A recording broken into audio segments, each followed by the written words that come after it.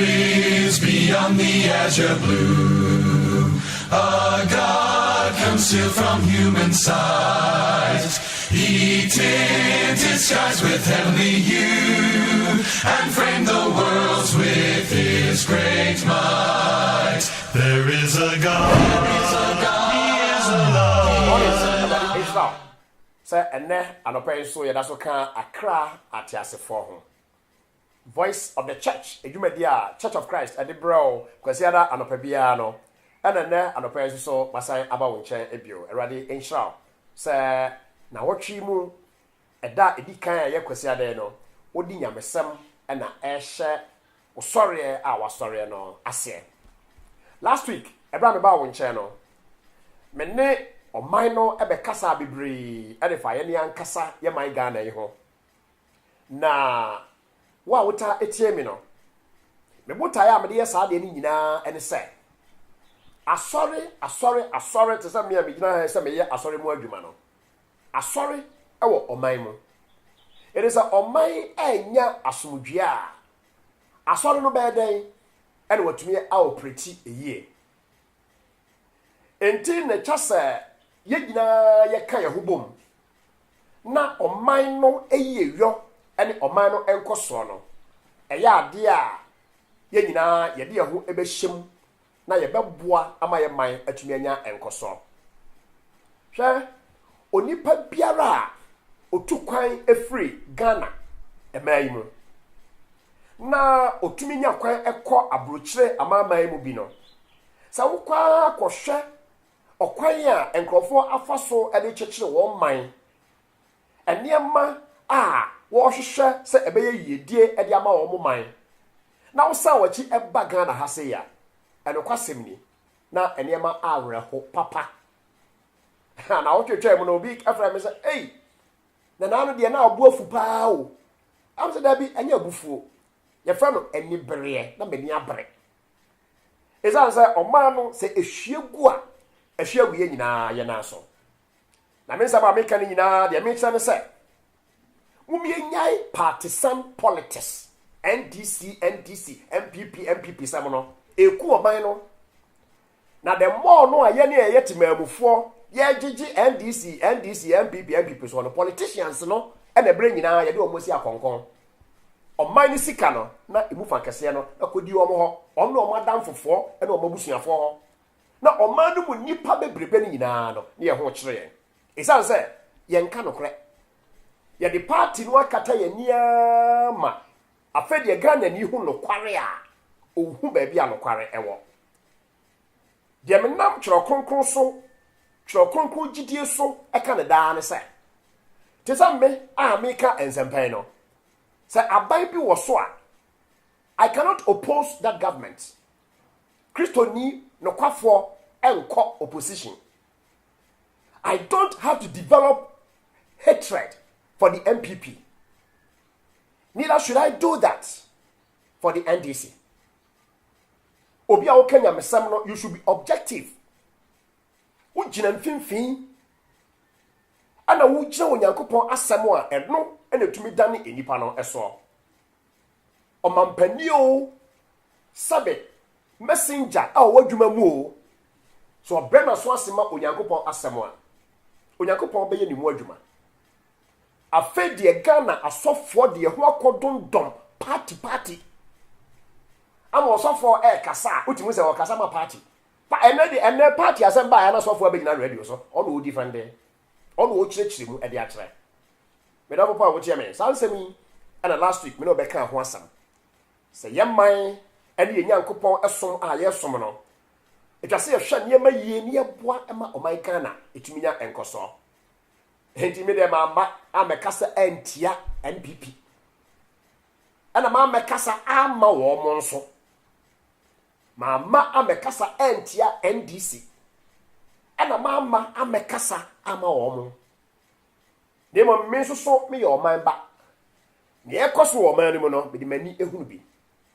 ni me dia kakra nya me dia mame wo wiase mu ene nyankopon asemi mu no megina so e de atu oman no fo ade chene ade san na me call on asofo nyina se sampanye mpara sa so ye sofo anyame na wo som no dia mu nyina mo ndwan me na ɔman we niema enkoyi no yenkasantia na de ekoyi no yemmo aban na baso me sure so wa utie me program no ebra MPP roll out the free SHS program no anopa say television program no say woni mu a esika bebre ene etua me de anopa mu no nyina gina ho ebebo MPP aban no abaso enti na say MPP for ya de na say me koka ho say na be ka try me say me NDC ni a me mu a wasma waka na o mi say nya sa na enya ho nanam enunti madofonom oban ye nyina dia moma ya nyire ye ho Catholic Bishops Conference mebo mo abaso na wotwenu mete samosi mu konhia mu na oman no eniema a ekoso bi a esa mo comment ho asem wa last week me kan no Catholic Bishops Conference Catholic Bishops mo ya political party ana mo samosi mo ye asore ho aduma na mo church members no omnya Ghana for Christian Council of Ghana na eniema ekoso a enya na nipa no say ye Christian Council for no name Catholic for no Pentecostal de bende be for no mo de mo ho akọbọ NDC ni MPP ntino untumi nkasa na unya mesam na so de adwuma no na e wo hefa nti adofonom ehia ma adwendwen se nyina ye boa e ma ye man etumi ekoso na enkwan se eye da eta no esabinom me kira se o man ye yi a e be ya mawo eneme last week me catch her say your vocational school be a Takoradi. You found Outreach Africa Free Vocational Institute. Na ye graduation. I said some kwala ni bi a school. To me tonsa efre say nipa bebre emra na omeka ye ho ne mfa aseda ema onyame say school no edi emfie du enso so. Enipa bebre etu anamon. Enura memene dai.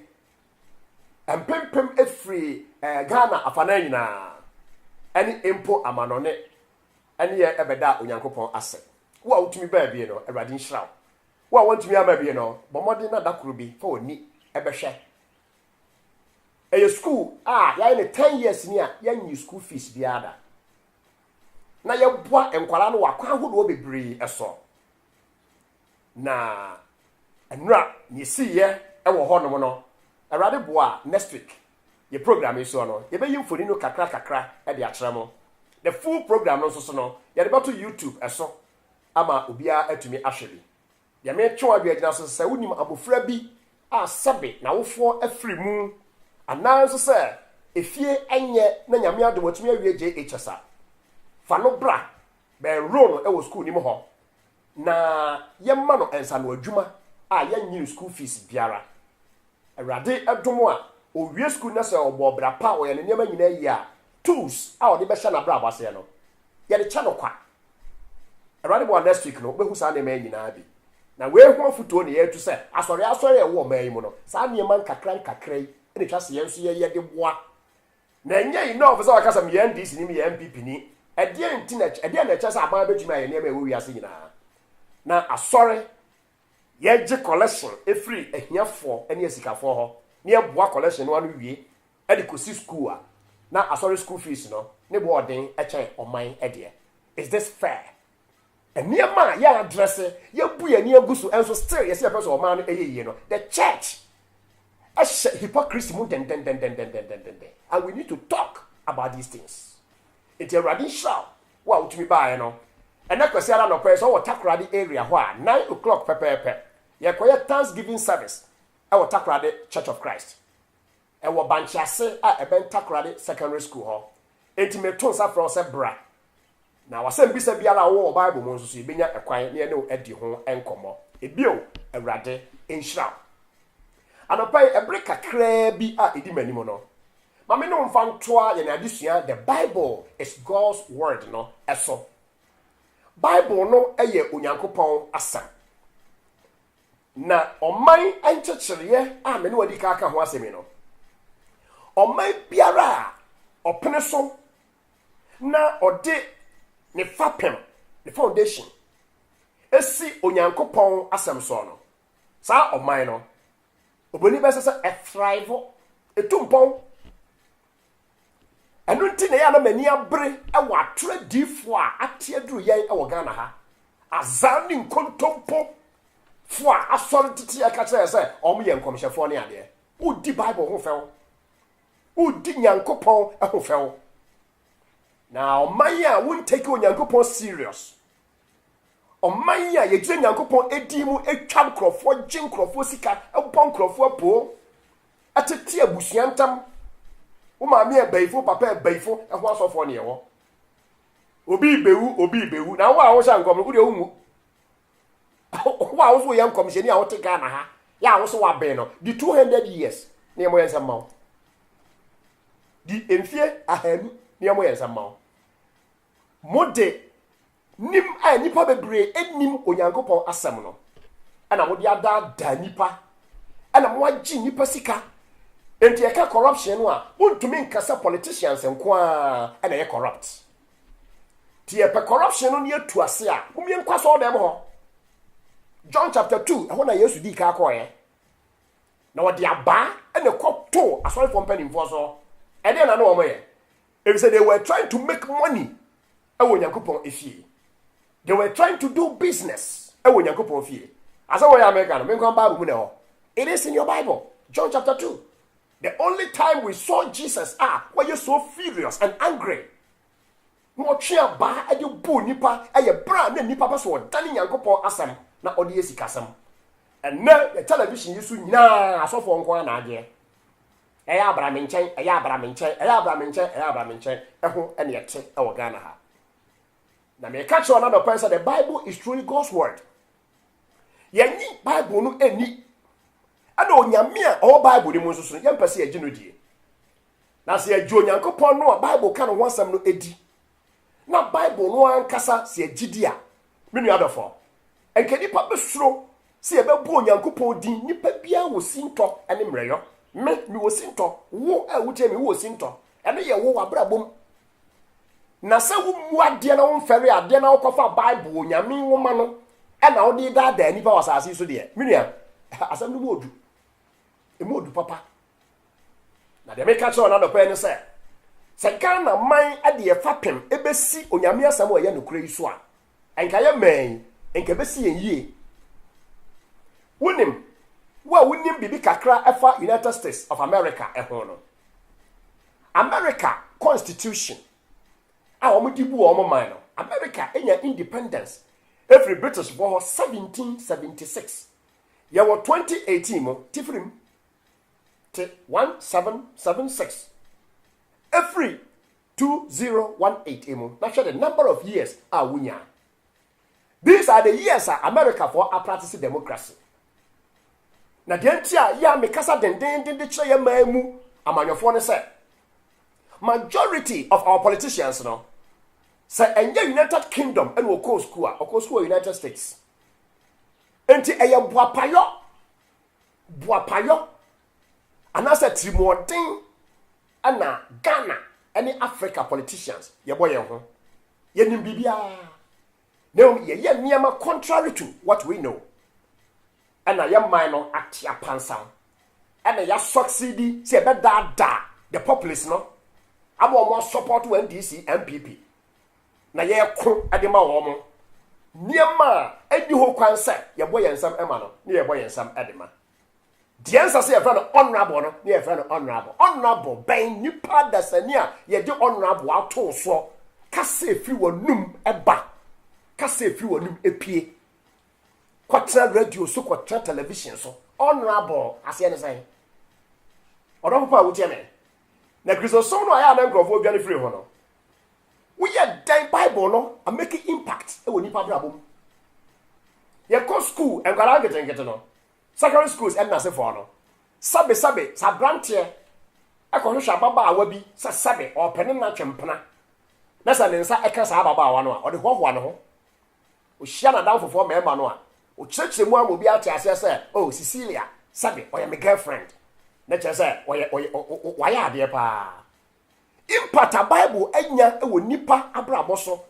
Christianity anya wɔ nipa abrabɔ so na sɛ so nipa bɛyɛ o Kristoni a na Bible channel sa de wei enso Onyankopɔn anim empranche no nso Onyankopɔn anim enti so okwa sori mpo e na oyɛ saa de kode no a oyɛ de sie that is the difference edi enti e na afɛ de oyɛ de sie ade na nura no ya na oso bia mehwe no adana na de wo ya odisie esan se nyame asam aka asem bia yeden a kire no Bible no America fo agina so e de ayi o constitution since 1776 hwede na America aye so bi eba be president of America na so say onyi nyankopon enia ono ane sampa kwada kwa read history behind American presidents with special emphasis on Abraham Lincoln. Shani books our throw at the two. Shani some our kaya ya throw Abraham Lincoln. Hebrew was say obi to me share Bible and you was in Yankupon ni wa. What? They was obi done any asha esropa. Ehunu ewia. Ehunu osram. Which the moon. Na ohu stars. Na so tumi esini trase kase onyankopon ni hode a sa nipa kro no Abraham Lincoln say ohu be no nwanwa papa US president enti say ya dinyamesam adibu ye man a ebesi yie na problem ada ho no ma de ma ya na say ya MP fo ebebre won ko presbia won ko Methodist won ko SDA won ko Church of Pentecost minim sa me Church of Christ e mu bi nipa bi te parliament sa wo ye parliamentarian na bin garden enka aden ana o maya enkrofo a ete parliament e claim say obi nyankopon enkrofo no ye dia mim ati nkontompo ene na brabasam ene ye ye man. We don't believe the Bible, we talk about the Bible. But I came here this morning to tell you say the Bible is indeed God's word. Na to me e wo nyankopon asem ni mu onipa biara obe nyame asem no ente sa asem yase na ohuru de oya unyankopon anibagye e wone ho na me ka se mincho unya time one read Jeremiah chapter 36 country verse 1 kwesi 23 yamre no ntino enya de ametimi aka ni nyina ma wo baba me mo no tofa bi emfama wo anaha me twen agina what we call the indestructibility of the Bible eso the indestructibility of the Bible. You can't say you can say the Bible cannot be destroyed.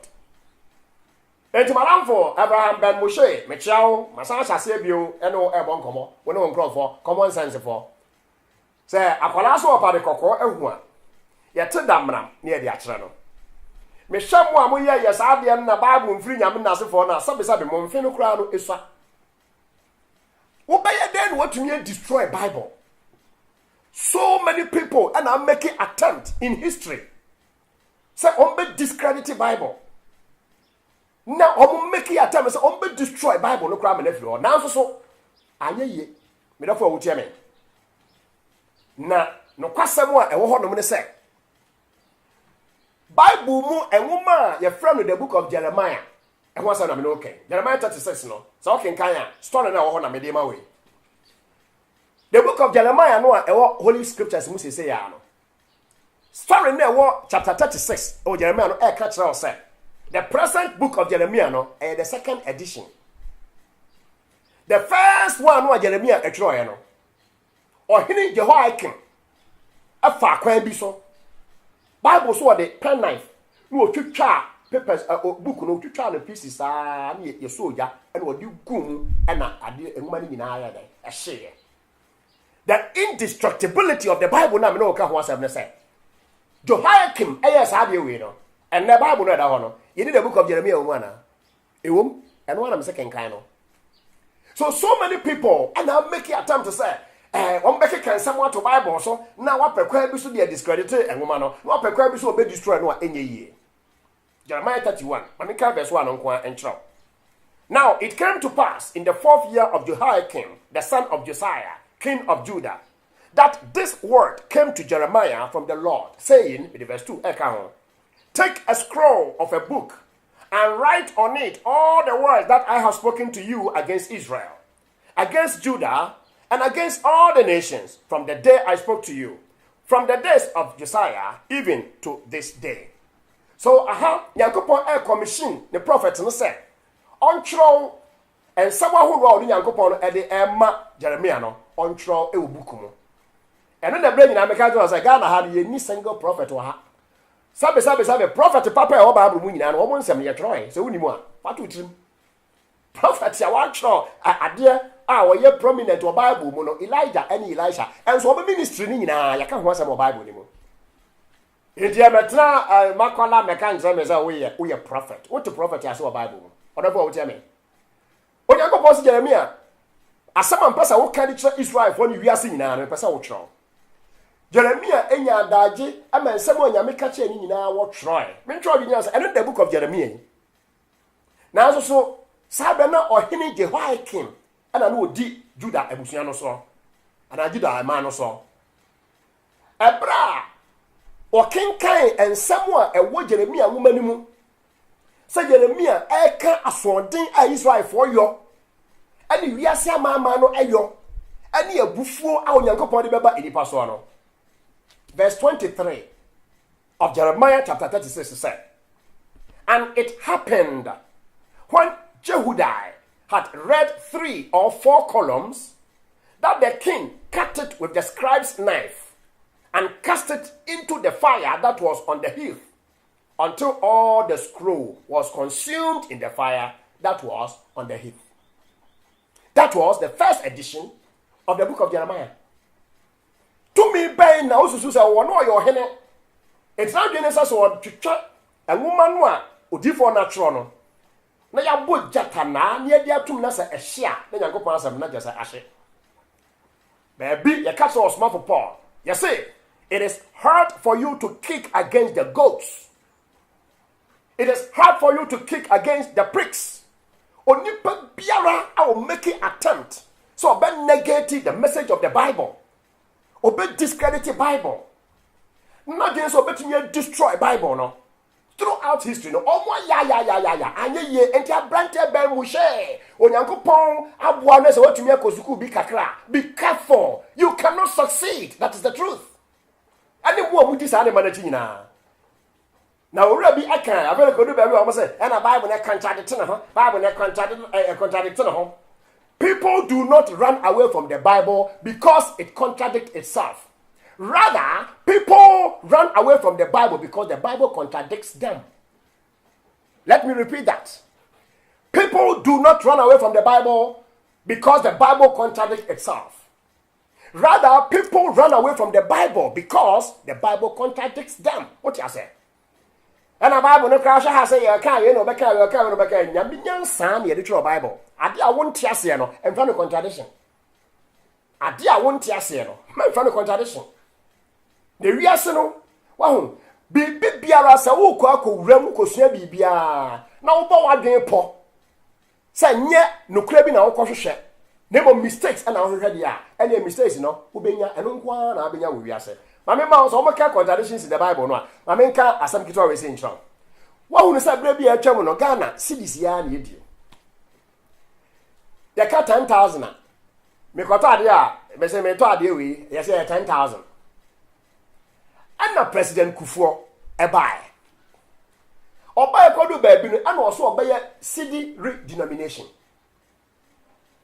Enti afedie 10,000 no. Eba ba ye 10 cedis. So we are there. Me to ade 10,000 ye kana kakra no. President Kufuor ba ye redenomination no. Afedie 10 cedis. No, I say 100,000 as a day. No, I feel about 10 cedis. You chat zero snubi. I then at work. Contradictions like of worker set Bible a woman. And sit the one 70 year canoe. Right away at Nase and send a Kufuor. And the orca say, Obi Koto handkerchief no. And was a handkerchief for no any panel at all, you know.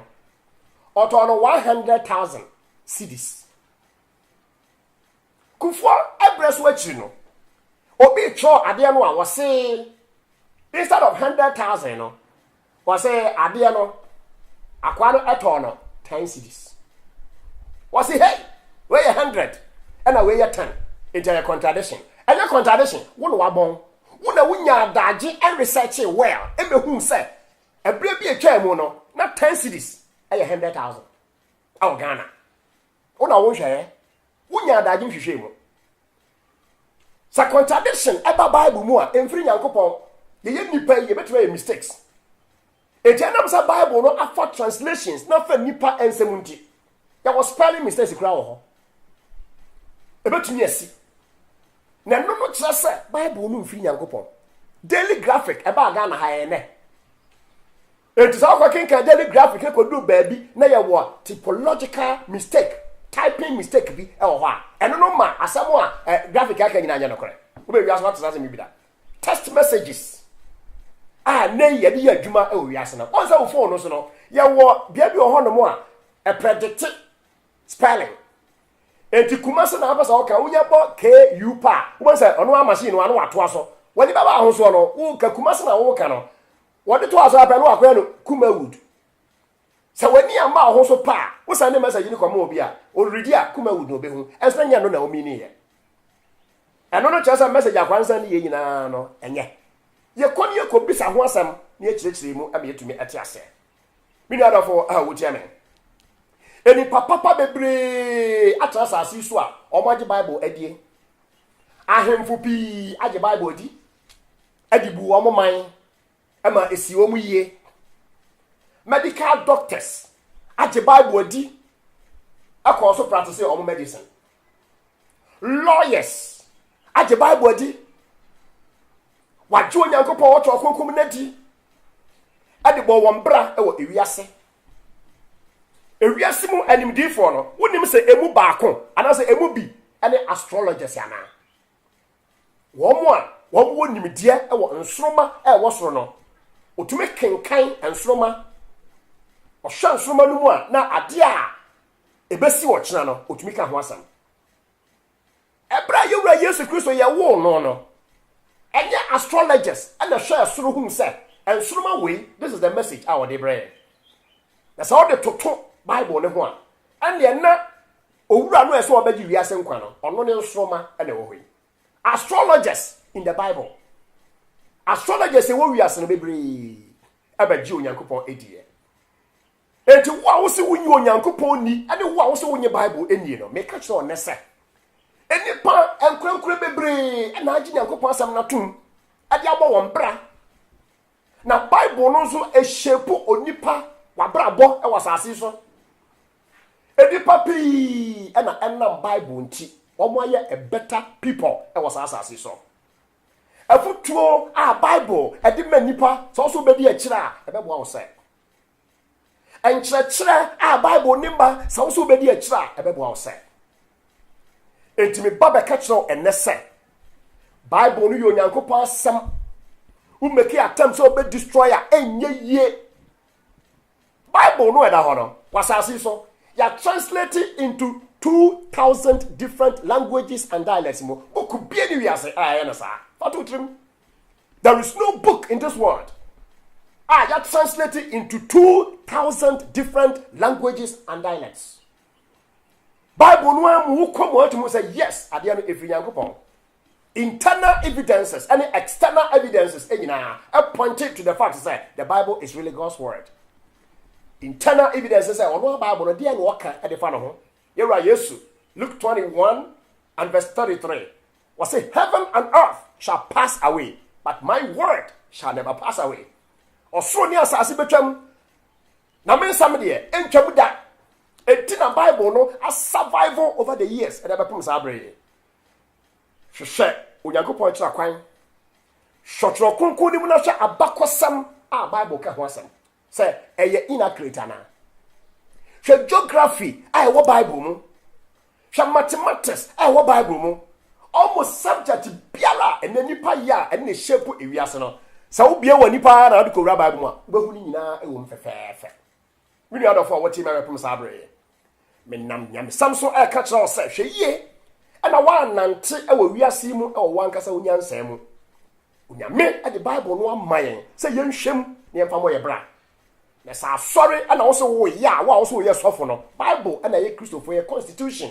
a yɛhwɛ na yɛde bɔ yɛ bra yɛmfa Bible ensisi na bɔne ana bɛpam yɛn afiri saa nwoma yi ho next week ɛyɛ ne pa mɛsan aba wo nkyɛ bio na yɛba school for na ewie school no mfoni kakra de bɛkyerɛw na wɔtwe na di anim no yɛbɛtoa yɛde sua the Bible is God's word no ɛso dendenden awurawura Bible ntwea so ama wabɛte ase ampa ara sɛ indeed the Bible is God's word and you shall know the truth and the truth shall set you free. Na mobɛhu nokware no ma nokware no ama mo ayɛ adehyɛ.